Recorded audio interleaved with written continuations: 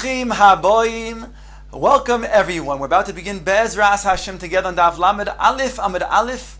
Start with Daf Lamed Amud Beis, 2 lines from the bottom. Our Mishnah states, before one enters the Azara, he must be toivel in the mikvah. The Gemara brings 2 different reasons for that. According to Ben Zoyma, Midi Araisi learns a Kalva Choymer from the Kohen Gadol. Rabbi Yehuda learns that it's not Midi Araisi, it's the Rabbanon Shrach Tevilahi. And therefore, as a reminder for one who is toivel in the mikvah, that maybe once upon a time he was tamei and he did not toivel yet in the mikvah, thereby he knows he has to be herav shemesh, he has to wait, so he'll desist from then doing the avodah by then going into the mikvah beforehand. The Gemara now asks the following question: Omar le'abai Rav Yosef, tevila zu choytzetz or einoi choytzetz? This tevila, according to Rabbi Yehuda, who says it's only srach tevila, just to jog his memory. So, if he has a chatzitza, is that going to then be choytzetz or not? Omar le, and tavalamid aleph amid aleph, called the tokun rabbanon kein daraisa tokun. Rav Yosef answers Abaye that when the rabbanon make an enactment, they make the enactment based on the Torah requirements, and therefore, since the Torah requirements is that a tevila with a chatzita is invalid, so too over here would be invalid. I understand over here that the Gemara is saying that this is all before he does the avodah, because if he did the avodah, even according to Rabbi Yehuda, we said earlier, even according to Ben Zoyma, we said earlier that it's midiarais, so that he's toivil in the mikvah, but b'di'evet it will not poisel the avodah. The Gemara now asks another question. Amar le'abai Rav Yosef, bia b'miktzas shema bia or loy. When a person enters the azara, even if it's just b'miktzas, namely one of his limbs, only one of the limbs enter the mikdash of the azara, is that requiring a tevila in the mikvah according to Rabbi Yehuda? The Gemara answers, Amalei b'yahanois yoichichu shehein bia b'miktzas. He answers that indeed we can find by the mitzara, when the mitzara has to stand on the 8th day to have his right thumb and right big toe have applications of the dam as well as the oil. So that requires him to then go preceding in the mikvah beforehand, even though he does not enter his whole body into the azara. He just stands by Shar Nikanor, and only his limbs are going into the azara. So we see over here that that's required.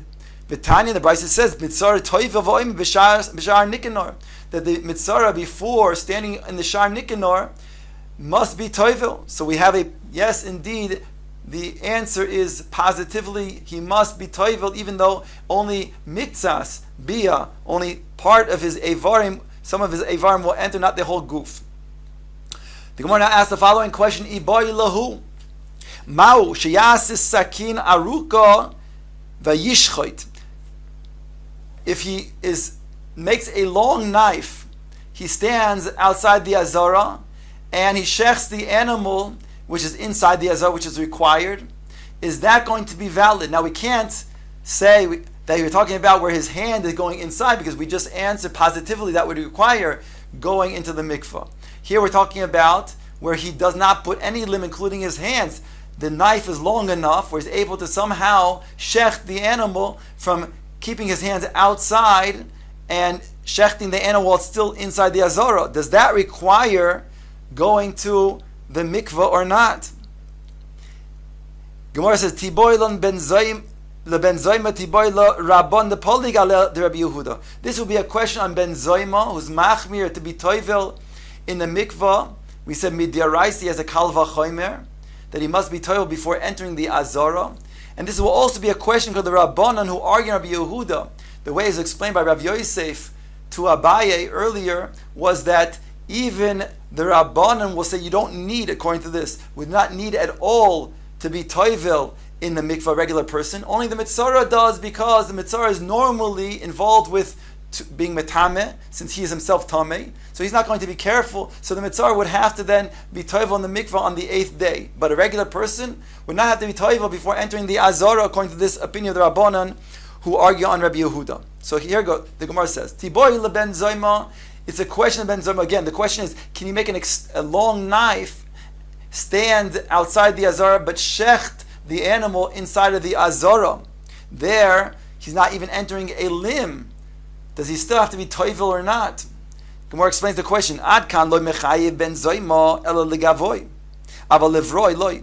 Until now, when did bezoyma require that one be toivel in the mikvah before entering the azara? When he'll be entering the azara, but over here, since he's not entering, he stays outside of the azara. So then, he would not require the mikvah.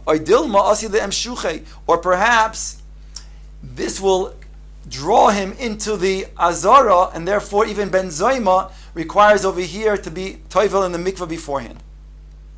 Tiboy l'Rabbanan de pligi aled Rabbi Yehuda. It's a question according to the Rabbanan who say a regular person does not need to enter the mikvah before going into the azara, because ad kan loy ka'omar Rabban Hasan de loy ka'avid avoida, aval hocha de ka'avid avoida loy. When do the Rabbanan say this? When it's just a matter of entering the azara. But when it's a matter of doing avoida, in this case shechting, then even the Rabbanan require being toivel in the mikvah beforehand. Or dilma loishna, or perhaps there is no distinction. On that the Gemara says teiku on both questions. The Gemara leaves it as an unresolved question. The Mishnah states chamesh tevilois v'asara kiddushin toivel. The Kohen Gadol on Yom Kippurim, he must be toivel 5 times in the mikvah, and he must mikadesh yodayim v'raglayim 10 times. The Gemara brings a brayse tonu rabbanon chamesh tevilois v'asara kiddushin toivel Kohen Gadol u'mikdash boy bayoim u'mikadesh boy bayoim, and he must do that during the day of Yom Kippurim. V'kulam b'kodesh beis haparva. All of the tevilois is in the mikvah, the beis haparva, on the roof beis haparva. Chutz me'rishoyin shaisa b'chol, with the exception of one, the first one, which is done in chol. In other words, beis haparva is located in the azar, and therefore has kedushas azara. And those are the 4 that are performed during the Yom Kippurim. But the first of the 5 is performed. The tevilah is performed in a place that's outside of the azara, in one of the rooms called the Beis HaMayim, Al Gabe Shar HaMayim, Ubetzad Lishkosoy Haisa. So it's on the roof of the Shar HaMayim, which is on the south side, in the middle of the azara, but outside of the wall of the azara, whereby, and it's right next to his room, the Kohen Gadol's room, his lishka. Al Kopanim, we have 5 tevilois that the Kohen Gadol must perform on Yom Kippur. The first one is in this Shar HaMayim, which is not Kodesh. The other 4 in the roof of Beis HaParva, which are Kodesh.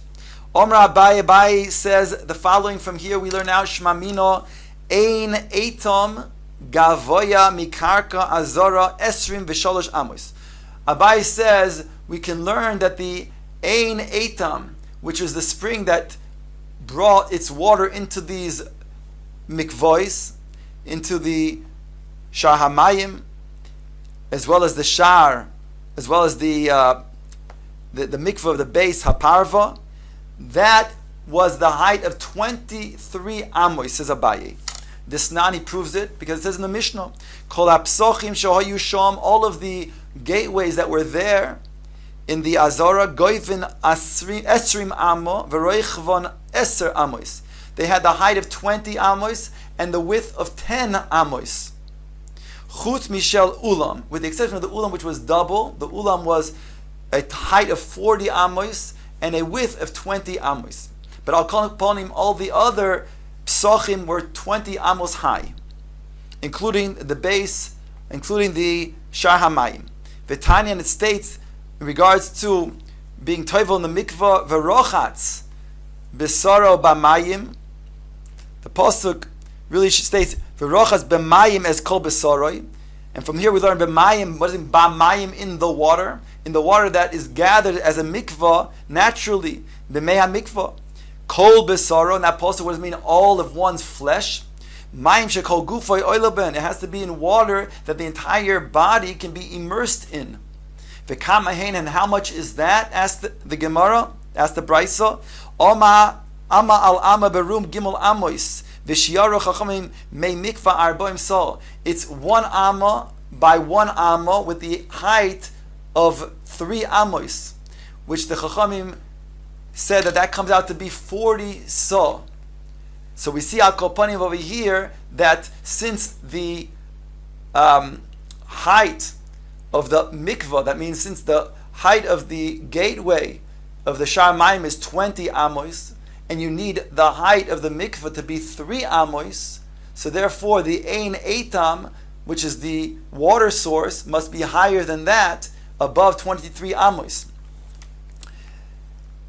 Take a quick look at Toisves Dibar Maschil ein etam gavoya mikarka azara chaf gimel amos. He's going on the Gemara that says that this ein etam, this water source, was 23 amos. Tema asks Toisves li uminolon the base hatvila haisa gavoya sholosh amos. How do we know from here a proof Abai is making that indeed it's 3 amos higher than the gateway of the Shar Hamayim, and therefore it gets to be 23 amos at least, 23 amos at least above that?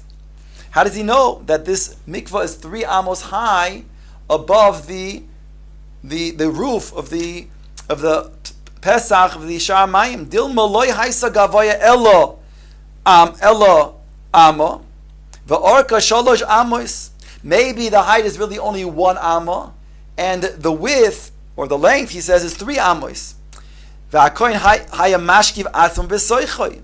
the kohen would just lay inside of the body of water and be toivel himself that way. Or inami lo haisa gavoya ela shtei amos, or maybe it's 2 amos high.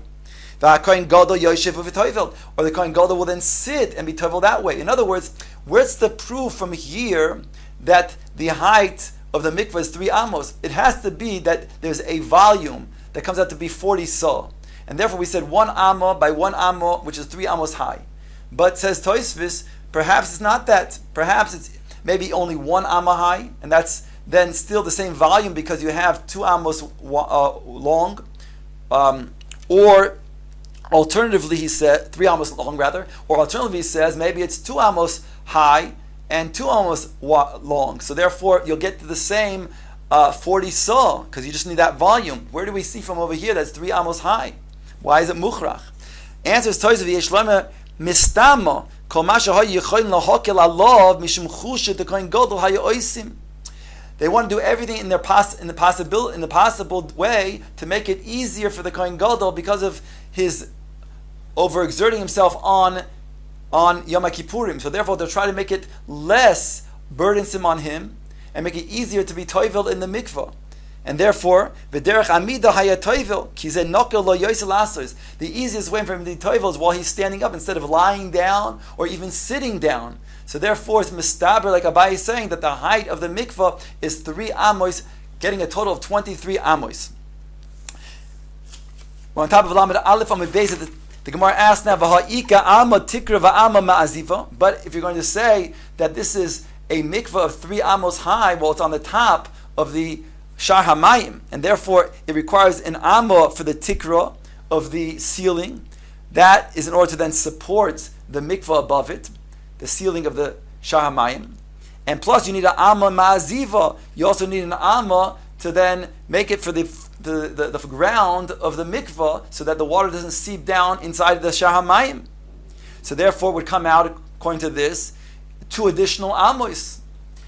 Answers the Gemara, no. Sha'arim the beis hamikdash kivan the sheisha ninhu v'mashu avdiluhu. Since it was made of shayish, shayish is stone that is very strong and impervious to water, and therefore such shayish is going to then be enough if it's just a small amount, a thin amount as the tikra and a thin amount as the ma'aziva.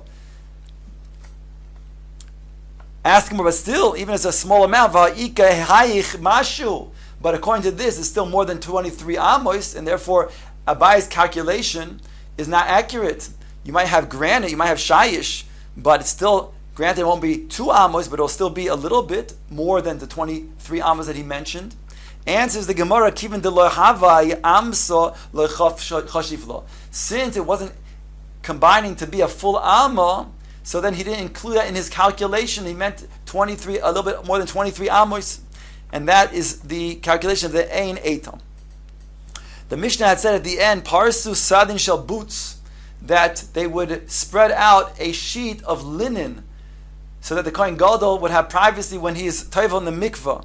Asked the Gemara, granted he needs to be for purpose of tznius, to be private, but my shna shel boots, what's the emphasis that it be dafka, a sheet made out of boots of linen? Answers the Gemara, Keda'omar Rav Kahana, Kadesh Yakir Sha'avoidas Hayoim Bebigdei boots. Hachanami Sheyakir Sha'avoidas Hayom Bebigdei boots. Since it's going to then remind the Kohen Gadol who normally performs his avodah in his 8 vestments, which include the golden vestments, so since he's performing the inner avodah, when he does the performance of the avodah, the Kodesh Kadoshim, which is only going to be with the white linen garments, the 4 linen garments, therefore this is a reminder when he's toivel in the mikvah that that's the type of vestments that he must wear on the day of Yom HaKippurim.